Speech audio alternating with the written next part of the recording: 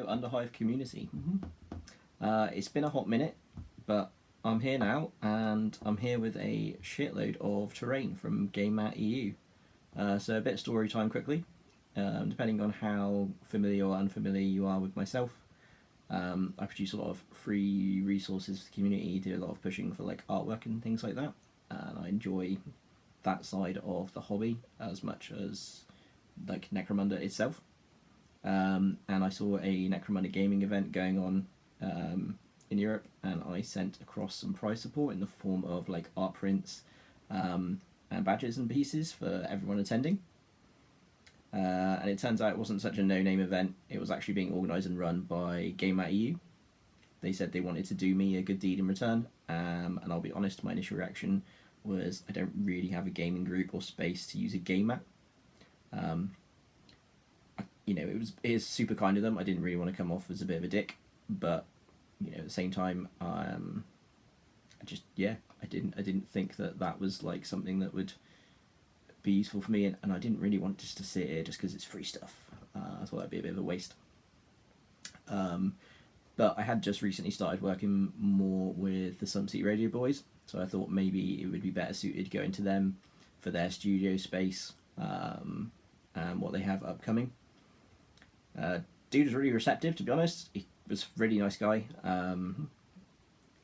He was happy to pass on that to Chris, the demigod of SCR. I gave him details, and that went really well in of itself. He was fairly persistent there. He wanted to give me something in return as well, and I get it. Like that influencer space and all that, like reviews and freebies and things like that.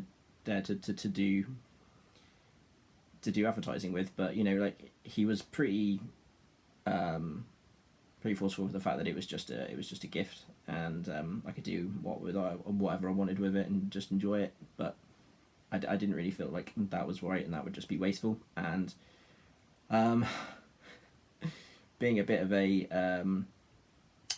procrastinator general and chronic anxiety addict, I know I just kind of sit on it, like a lot of things. So it's something to get my sickly ass in gear and make shit, and well, here we are.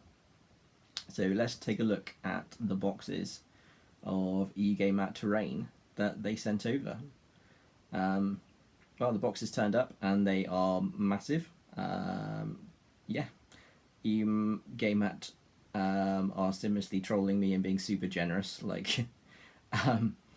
My opinion on pre-painted terrain was fairly limited. I'd only really seen the likes of the MDF kits that you can get that are pre-painted, and the ubiquitous fish tank ornaments and that you can proxy in this terrain for what comes kind of pre-painted. So I didn't have the greatest of opinions. That's just me personally. Your mileage might vary. But to be fair, it's really not half bad at all when you look at what you're getting and the price, the quantity, and then you look at big box companies, GW, you're paying an awful lot for fairly small products normally, and the quality is not comparable. I've got lots of GW stuff, too much, and the quality is amazing. I love their materials. They produce some absolutely stunning kits and terrain kits.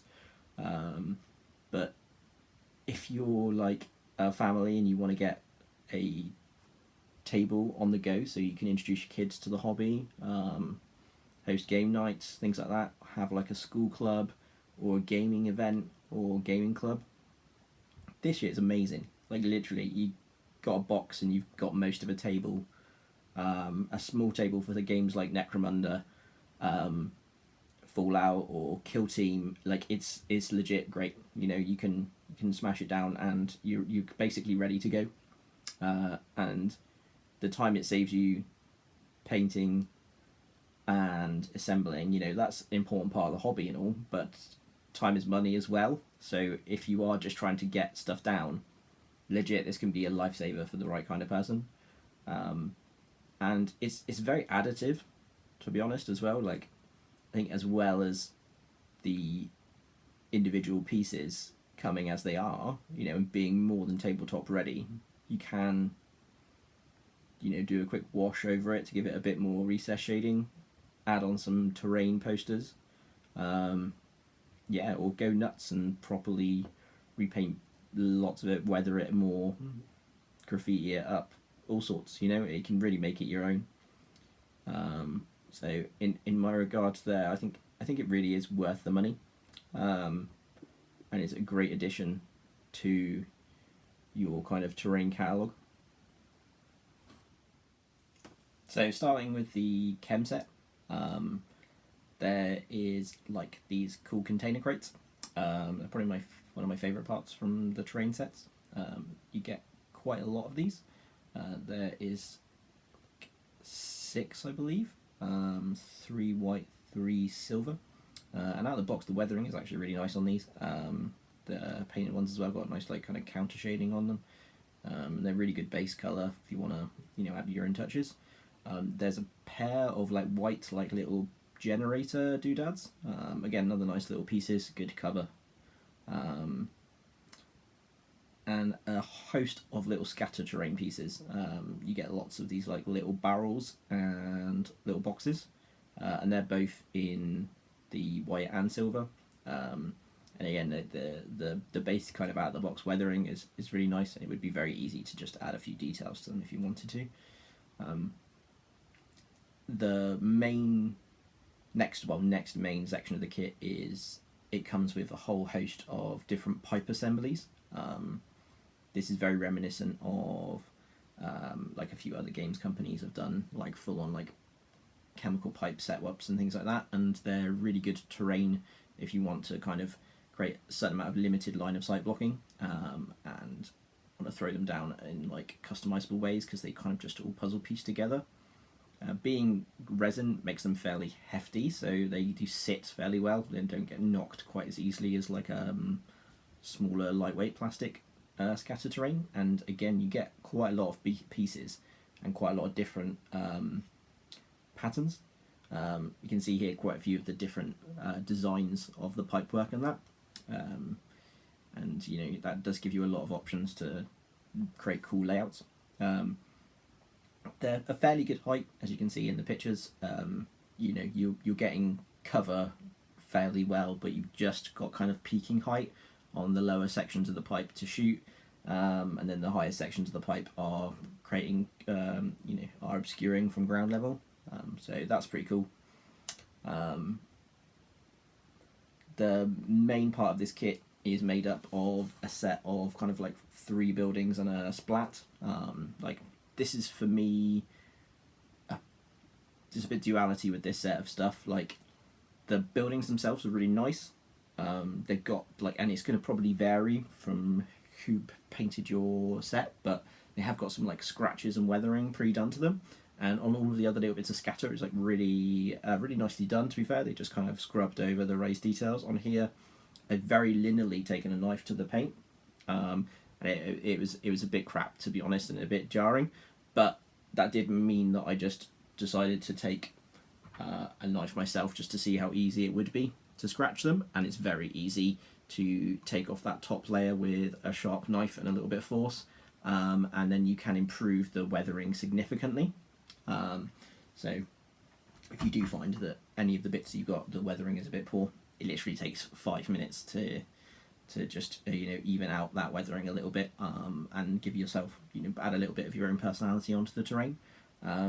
But yeah, the real weak point is that they've got like a chemical vat, which is a really cool piece, but at this kind of price point you're never going to get the quality of that top piece, so that does look a little jank. And the kind of crater, the exploded tank, I don't really see much use for it, to be honest. I think you'd be much better off with the weight of resin to have had like another one of these like silo type buildings in the set.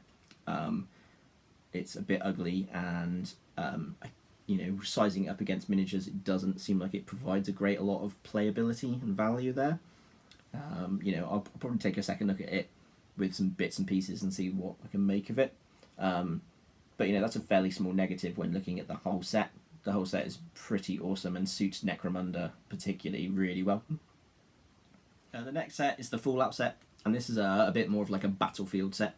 I think it would be good for 40k and like kill team, something like that. So it's a little bit more open battlefield orientated, because you've got some quite large line of sight blocking terrain, and the spacing in between levels and things is quite big and chunky. So it definitely feels like it suits that kind of setup a bit better. But there's absolutely no reason you couldn't run it in Necromunda at all. It would definitely have its place and its usage. I think I'm going to build it around like a just exterior hive kind of setup, so not like right out in the ash wastes, but just kind of like the exterior ruins surrounding the immediate hive walls. I think it will look pretty good in that kind of environment. The main kind of piece is like this chemical processing plant, and there's a few nice little touches there. There's like a lot of interior space to put miniatures. The like big tunnel pipe into it has got like a flattened bottom so that you can place your miniatures in there very nicely, and everything seems to fit like the 28 to 32mm miniatures pretty nicely. I tried it out with as you can see, with a few different sized minis, and it's all good. You get a few different shaped buildings. You've got a couple of little corner buildings, and one large corner building.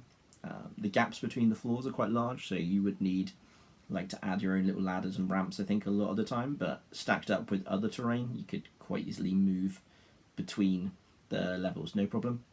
And you get a couple of smaller ruined, like kind of bunkerish kind of buildings, which are, I think, particularly good for the kind of skirmishy type games where it's more about individual model versus individual model. Then probably my only other main criticism of this kit is it's fairly chunky, and that's certainly going to make it survivable. They're hefty, you know. You could do some damage with one of these bits of terrain. You wouldn't want to drop it on your foot. So it's definitely not going to get knocked around that easily, like white plastic terrain can. You know, give you a gaming table a nudge, and suddenly you've offset the entire gaming board by like 6 inches. But yeah, at the same time, it's not the most dainty, shall we say. The other criticism I have is that the barricades you get, they are a little bit different in style from the rest of the set. They're really nicely detailed, so it sounds like a bit weird to be like, yeah, my criticism is that these are too detailed, but they don't fit quite as well with the buildings. All of the different styles of like different types of building that are there, they fit together as quite a nice set. And then the little sandbag barrel barricades, they don't fit quite as well, but there is 6 of them, which is really nice, so it's a good quantity, and in of themselves they are really nice nice done little bit. So 6 duplicates is quite repetitive for something that is that like specific and detailed. Again, you know, I think that a few bits of plastic card, or just, you know, because it is resin, you still will be able to saw off some sections or chip off some pieces and glue them back together if you want to, like really customize them. But for most people, I think when they're just looking to throw down terrain and it still be immersive, this is not really going to be criticism. So yeah, it's like a kind of closing statement, I suppose. Can you get fancier terrain? 100%. Is it going to be a lot more money for a lot less? 100%. Can you 3D print your own terrain? Yes. But that is a hobby into itself. I think a lot of people that get into 3D printing, they underestimate the amount of print failures and the amount of fiddling that you'll need to do, and the cost of a printer if you want a more plug-and-play experience. Like, that's not even touching on how toxic the resin can be. You know, if you don't have the space to dedicate to it safely, you probably shouldn't. Not to like be a killjoy on that. Something I certainly want to get into a lot more. I don't think it is the miracle cost-saving thing that it is often pitched as, and it's more just a very freeing creative tool. I think if you want a problem-free experience with putting some terrain down, this kind of pre-painted product from Game Mat EU is excellent. Very good value for money, very robust. You know, you're going to have it for a long time, and it's going to take some abuse, and you're not really going to notice much change. So yeah, I would definitely have a flick over the website. I'll be honest, like, I went from not having a clue it was a product that existed, to thinking, wow, it's probably going to be a bit crap, to being like, wow, this is actually pretty cool, to wow, this is actually really cost effective. And yeah, I just really wanted to share that with you guys, to be fair. I hope this has been useful and informative, and it's been really nice to put myself back out there and get back in touch with the community. Now, you should probably head over to Underhive Studios, the new Sump City Radio affiliate. It's not really affiliate. The new way of experiencing the charm and vigour of the Sump City Radio boys via the Underhive Studios channel. Check out their review of the stuff that they got sent. Hey, psst.